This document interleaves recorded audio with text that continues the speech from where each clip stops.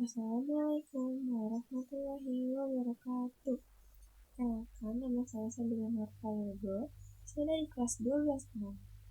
Pada kesempatan kali ini, saya akan memaparkan jawaban dari 9 pertanyaan yang telah diberikan untuk menuntaskan tugas remedial istimewa yang telah diberikan. Selamat menyaksikan. Besides hexane, give 3 other examples of good lipid solvents. Explain the criteria of a good lipid solvent. Dari yang pertama, pengertian lipid itu sendiri adalah biomolekular yang tidak larut di dalam air, tetapi dapat larut dalam pelarut nonpolar organik. Contohnya itu seperti heksan, kloroform, silol, benzen, dan ether. Kriteria pelarut untuk lipid yang pertama adalah bersifat nonpolar atau sedikit polar. Lipid pada umumnya merupakan senyawa nonpolar, sehingga akan lebih mudah larut dalam pelarut yang juga bersifat nonpolar, sesuai prinsip like dissolve like. Lalu, yang kedua, memiliki daya larut yang tinggi terhadap lipid. Pelarut untuk lipid adalah pelarut yang mampu melarutkan berbagai jenis lipid, seperti lemak, minyak, lilin, dan fosfolip, sehingga proses ekstraksi menjadi lebih efisien dan hasil yang diperoleh lebih maksimal. Lalu yang ketiga itu bersifat inert, yang berarti dia tidak bereaksi dengan si lipid itu sendiri. Pelarut itu tidak boleh bereaksi dengan lipid karena dapat menyebabkan oksidasi, hidrolisis, atau kerusakan struktur lipid yang akan memengaruhi hasil analisis.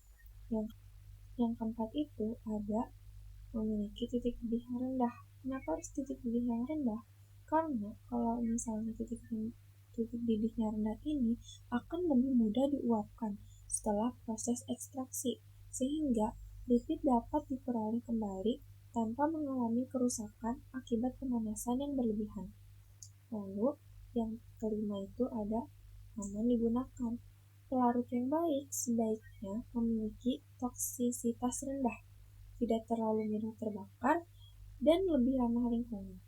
Pelarut harus bebas dari pengotor agar tidak mencemari lipid yang diekstraksi atau mengganggu hasil analisis.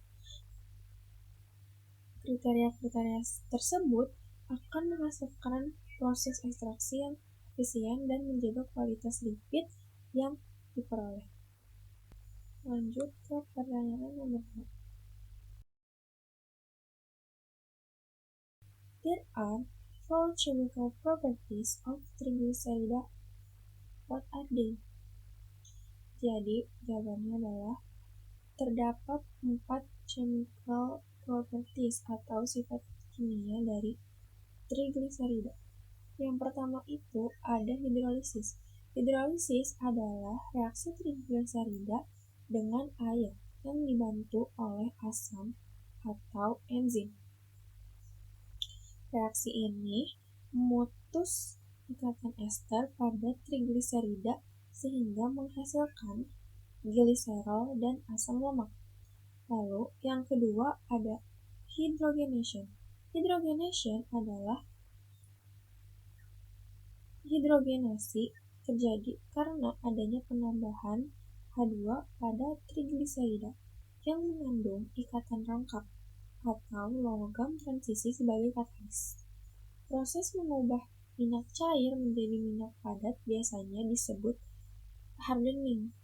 Proses tersebut ada pada reaksi hidrogenasi. Lalu yang ketiga itu ada oksidasi. Polyunsaturated oil mudah bereaksi dengan oksigen sehingga auto-oxidation yang dapat menyebabkan minyak menjadi tengik atau biasa disebut dengan rancid. Terdapat 2 tahap oksidasi pada minyak. Pertama, ada primary oksidasi yang pada prosesnya itu membentuk atau menghasilkan hidroperoksida, diene, atau free fatty acid. Lalu, pada tahap yang kedua atau secondary oxidation menghasilkan aldehid, triene, dan karbonil. Yang keempat itu ada saponification. Saponification adalah reaksi trigliserida dengan basa kuat, seperti natrium hidroksida atau kalium hidroksida. Hasil reaksi ini adalah gliserol dan asam lemak atau sabun. Reaksi ini biasanya ada pada reaksi pembuatan sabun. Lanjut ke pertanyaan nomor 3. Based on your answer on number 2, what are the analysis parameters that are related to those chemical properties? Explain. Jadi yang pertama ada oksidasi. Oksidasi itu dia bisa menggunakan parameter analisisnya bilangan peroksida atau peroksida value, yang dimana bilangan peroksida atau peroxide value adalah pengukuran untuk mengetahui jumlah hidroperoksida hasil oksidasi pertama pada minyak, yang dimana jika semakin tinggi nilai peroxide value-nya, maka tingkat oksidasi dan semakin besar kemungkinan minyak menjadi tengik. Yang berarti jika peroxide value-nya tinggi, maka kualitas minyaknya rendah. Dan jika peroxide value-nya rendah, maka perlu dilakukan uji anisidin number untuk memastikan hasil oksidasi kedua. Lalu pada sifat kimia yang kedua, yaitu hidrolisis. Hidrolisis itu dapat dianalisis menggunakan bilangan asam atau acid value. Acid value sendiri adalah miligram basa yang digunakan untuk menetralkan asam lemak bebas hasil hidrolisis dalam 1 gram sampel lemak atau minyak. Hidrolisis ini menghasilkan asam lemak bebas, yang dimana jika semakin banyak trigliserida yang terhidrolisis, maka semakin tinggi nilai asam lemak bebas dan bilangan asam. Parameter ini digunakan untuk mengetahui tingkat kerusakan atau degradasi lemak atau minyak, yang dimana jika acid value-nya tinggi, maka asam lemak bebasnya juga tinggi, yang dapat diartikan minyaknya itu sudah terhidrolisis, dan dapat disimpulkan bahwa kualitas pada minyak tersebut tidak bagus atau rendah. Namun, jika anisidin value-nya rendah, berarti asam lemak bebasnya juga rendah, yang dimana minyaknya itu belum terhidrolisis, dan dapat disimpulkan bahwa kualitas minyak tersebut masih bagus. Lanjut ke hidrogenasi. Hidrogenasi ini dapat dianalisis menggunakan bilangan iodin. Bilangan iodin itu sendiri adalah gram I2 yang digunakan untuk mengadisi ikatan rangkap dalam 100 gram minyak atau lemak. Bilangan iodin mengukur jumlah ikatan rangkap pada asam lemak tak jenuh. Setelah hidrogenasi, jumlah ikatan rangkap berkurang, sehingga bilangan iodin menurun. Parameter ini menunjukkan tingkat ketidakjenuhan minyak atau lemak. Dalam menetapkan bilangan iodin atau iodine number, digunakan reaksi Wiggs atau ICl dalam asam asetat glasial. Selanjutnya, sifat kimia yang keempat yaitu saponifikasi. Saponifikasi ini dapat dianalisis menggunakan bilangan penyabunan atau saponification value. Bilangan penyabunan sendiri itu memiliki pengertian di mana jumlah KOH yang diperlukan untuk menyambungkan 1 gram lemak atau minyak. Nilai ini memberikan informasi mengenai rata-rata panjang rantai asam lemak. Semakin pendek rantai asam lemak, maka semakin tinggi bilangan penyambunan. Yang dapat disimpulkan bahwa MR trigliserida berbanding terbalik dengan saponification number.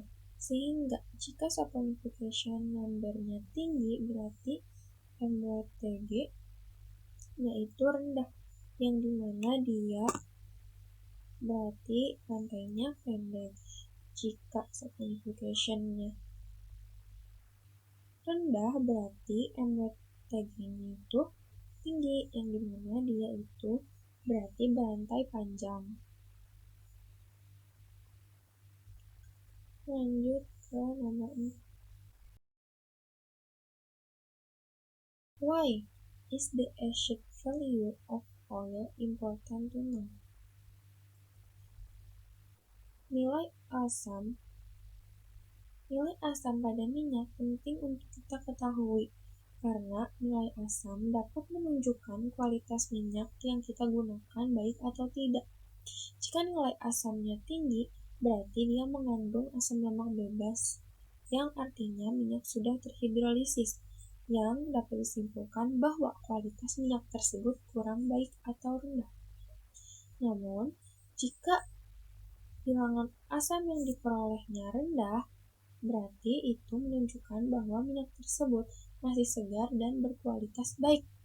Jika kadar asam lemak bebas yang tinggi, dapat menyebabkan minyak berbau tengik dan memiliki rasa yang kurang enak.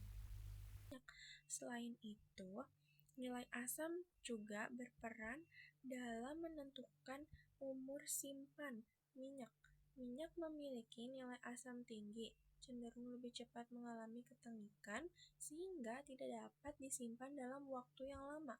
Oleh karena itu, pengujian nilai asam dilakukan secara berkala selama proses penyimpanan untuk memastikan minyak tetap memenuhi standar mutu hingga masa kadaluarsa. Lanjut ke pertanyaan nomor 5.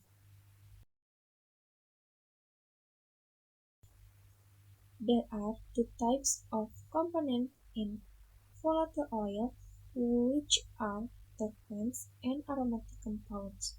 What aromatic compound is contained as the main component in clove oil? Show the structure and give an explanation why it is classified as an aromatic compound. Dalam minyak cengkeh itu, dia mengandung eugenol. Struktur eugenol itu seperti ini, yang dimana dia mengandung cincin benzen. Lalu di cincin benzennya itu terdapat gugus hidroksil fenolik, terus ada gugus metoksi, dan ada gugus aldil. Eugenol itu sendiri dapat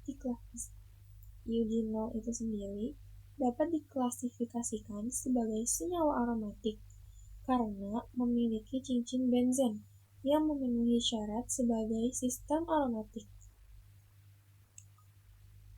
Kita akan membahas kenapa sih diklasifikasikan sebagai senyawa aromatik. Yang pertama, karena dia memiliki cincin benzen. Struktur eugenol mengandung 1 cincin benzen, yaitu cincin heksagonal dengan ikatan rangkap yang berselang-seling. Lalu, cincin benzen ini juga merupakan salah satu contoh senyawa aromatik. Yang kedua, dia memenuhi aturan Huckel. Cincin benzen memiliki 6 elektron pi yang terdelokalisasi. Jumlah ini memenuhi aturan Huckel, yaitu jumlah elektron pi sama dengan 4 dikali N ditambah 2, dengan N sama dengan 1, sehingga 4 dikali 1 ditambah 2, hasilnya adalah 6. Delokalisasi elektron ini membuat cincin benzen sangat stabil, yang merupakan ciri khas dari senyawa aromatik.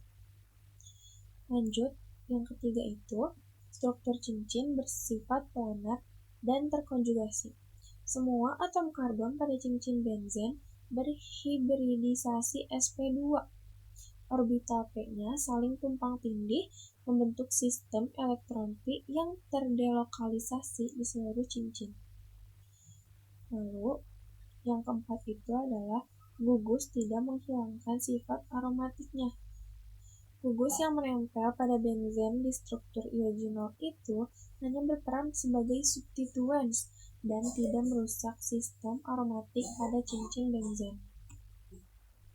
Lalu, lanjut ke pertanyaan nomor 6.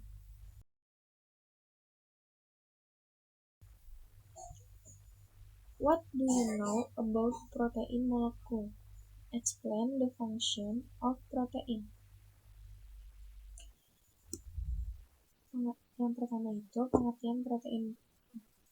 Protein adalah makromolekul yang tersusun atas satu atau lebih rantai asam amino yang dihubungkan oleh ikatan peptide. Protein merupakan salah satu makromolekul yang penting dalam makhluk hidup dan berperan dalam hampir semua proses biologis. Fungsinya ini ada dua. Yang pertama itu ada fungsi struktural dan yang kedua itu ada fungsi fungsional. Fungsi struktural sebagai pembentuk tubuh atau membentuk jaringan. Contohnya itu ada dua, yaitu kolagen yang ada dalam otot atau daging dan elastin pada kulit. Dia ini adalah fibrous atau yang tidak dapat larut di dalam air. Lalu, yang kedua itu ada fungsi fungsional. Fungsi fungsional ini hanya fungsi tertentu atau khusus per jenis proteinnya. Ciri khasnya adalah globular, yang dimana dia ini dapat larut di dalam air. Contoh yang pertama adalah enzim protein. Enzim protein yang mengkatalisis suatu reaksi secara enzimatis atau ligan. Ligan ini disebut sebagai substrat. Enzim sebagai katalis supaya hasil yang dihasilkan sesuai dengan yang diharapkan ketika melakukan reaksi antara A dengan B. Lalu yang kedua ada protein sebagai hormon. Contohnya adalah insulin, adrenalin, dan oksitosin. Hormon ini berfungsi untuk memberikan informasi kepada tubuh untuk melakukan suatu proses tertentu. Yang ketiga itu sebagai antibodi. Protein sebagai antibodi ini untuk melindungi tubuh kita dari antigen. Contohnya seperti bakteri, virus, dan yang lainnya. Lalu yang keempat ini berfungsi sebagai storage. Protein sebagai storage yang mampu menyimpan sesuatu tergantung apa yang akan disimpan. Lalu yang kelima ada protein sebagai transport yang berfungsi untuk mengangkut molekul tertentu dalam tubuh. Contohnya seperti hemoglobin yang mengangkut oksigen dari paru-paru ke seluruh tubuh. Fungsi protein itu sebenarnya masih banyak, namun saya hanya memaparkan 5 dari banyaknya fungsi protein. Lalu kita akan lanjut ke pertanyaan nomor 7. Explain protein analysis both qualitative Buret test and quantitative Fugedal method. Yang pertama, ada analisis kualitatif. Yang pertama itu ada analisis kualitatif Buret test.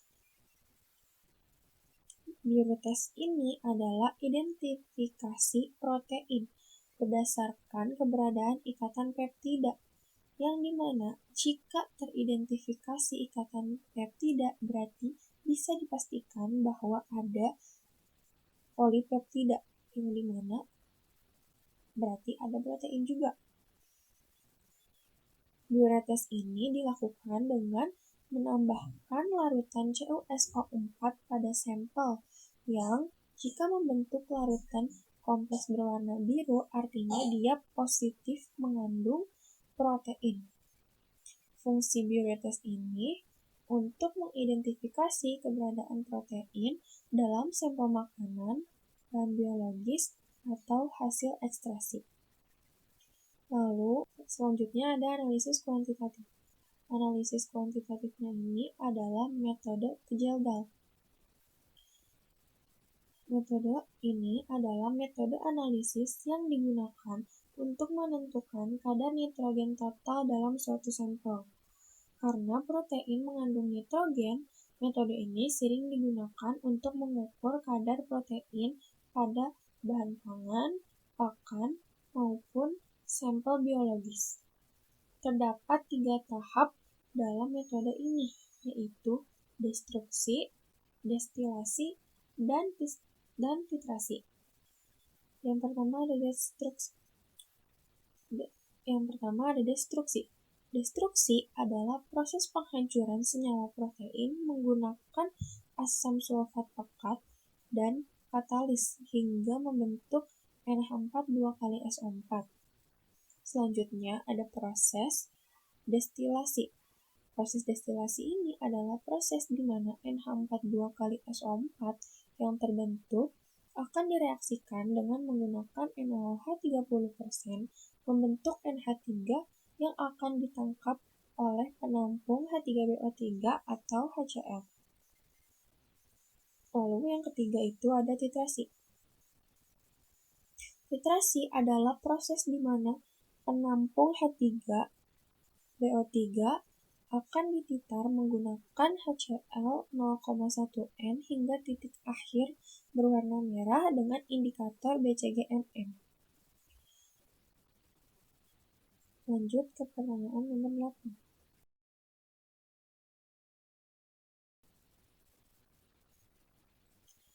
Pertanyaan nomor 8 adalah explain why the benzene compound is more stable than expected. Kenapa sih benzene lebih stabil dari senyawa lainnya? Benzene lebih stabil daripada yang diperkirakan karena memiliki sifat aromatik, yaitu adanya delokalisasi elektron pi pada cincin benzene.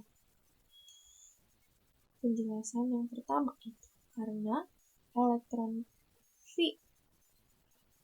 Penjelasan pertama adalah elektron pi terdelokalisasi.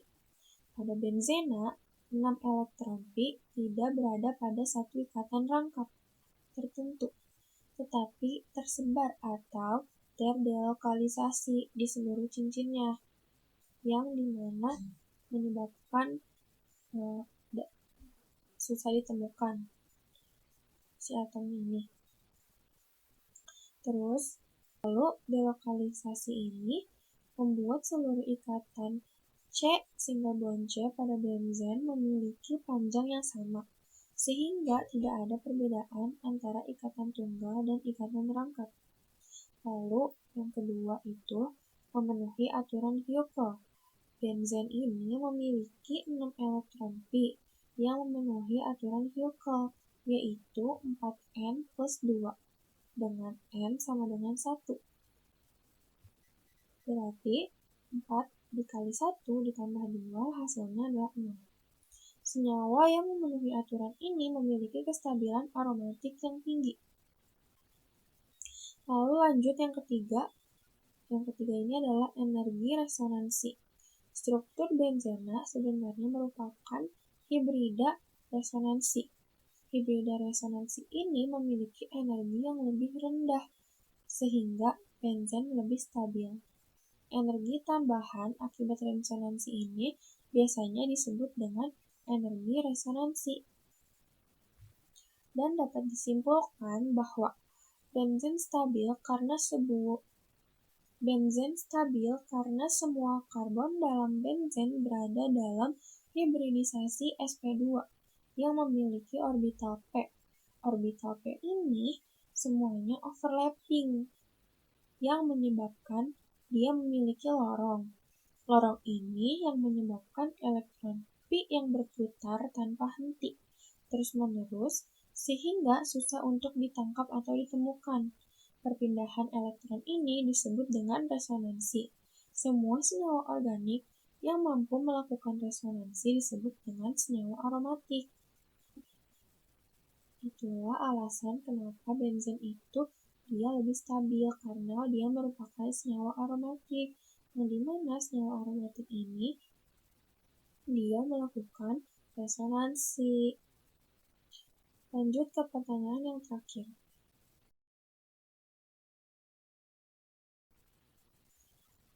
Explain why aromatic compounds are important in the pharmaceutical industry. Senyawa aromatik merupakan kelompok senyawa organik yang memiliki cincin aromatik seperti cincin benzena dengan elektron pi yang terdelokalisasi sehingga memberikan kestabilan kimia yang tinggi. Dalam industri farmasi, senyawa aromatik memiliki peran yang sangat penting karena menjadi kerangka dasar bagi banyaknya obat-obatan modern. Keberadaan cincin aromatik dapat mempengaruhi aktivitas biologis, kestabilan, serta sifat fisiokimia suatu obat. Salah satu alasan pentingnya senyawa aromatik adalah karena mampu meningkatkan interaksi obat dengan target biologis seperti enzim, reseptor, atau protein. Cincin aromatik dapat membentuk interaksi hidrofobik dan single pi stacking dengan asam amino pada protein, sehingga meningkatkan afinitas dan selektivitas obat terhadap targetnya. Hal ini membuat obat bekerja lebih efektif dan dosis yang lebih kecil dan mengurangi efek samping pada jaringan lain. Selain itu, kestabilan struktur aromatik membuat senyawa lebih tahan terhadap degradasi selama proses sintesis, penyimpanan maupun penggunaan. Kestabilan ini membantu mempertahankan efektivitas obat hingga masa kadaluarsa, sehingga mutu produk farmasi tetap terjamin. Senyawa organik sangat penting dalam industri farmasi karena memiliki struktur cincin aromatik atau benzen yang terdiri atas 6 atom karbon berbentuk cincin planar dengan atom karbon pi yang terdelokalisasi. Delokalisasi elektron ini membuat cincin aromatik sangat stabil, sehingga senyawa obat tidak mudah mengalami degradasi selama proses sintesis, penyimpanan, maupun saat berada di dalam tubuh. Selain memberikan kestabilan, struktur cincin aromatik juga dapat mengikat berbagai gugus fungsi. Kombinasi antara cincin aromatik dan gugus fungsi tersebut menentukan cara obat berinteraksi dengan target biologis, seperti enzim atau reseptor. Cincin aromatik dapat membentuk interaksi hidrofobik dan interaksi pi single bond pi dengan protein target, sehingga obat dapat berikatan lebih kuat dan bekerja lebih efektif. Akibatnya, obat dapat memberikan efek terapeutik yang diinginkan, misalnya menghambat enzim penyebab peradangan, membunuh mikroorganisme, atau memengaruhi kerja sistem saraf. Karena ikatan obat dengan target lebih spesifik dan stabil, efektivitas obat meningkat dan dalam banyak kasus efek samping dapat diminimalkan, sehingga memberikan manfaat kesehatan yang lebih baik bagi orang yang mengkonsumsinya. Sekian pemaparan jawaban Dari 9 pertanyaan yang telah diberikan, kurang dan lebihnya mohon maaf. Terima kasih.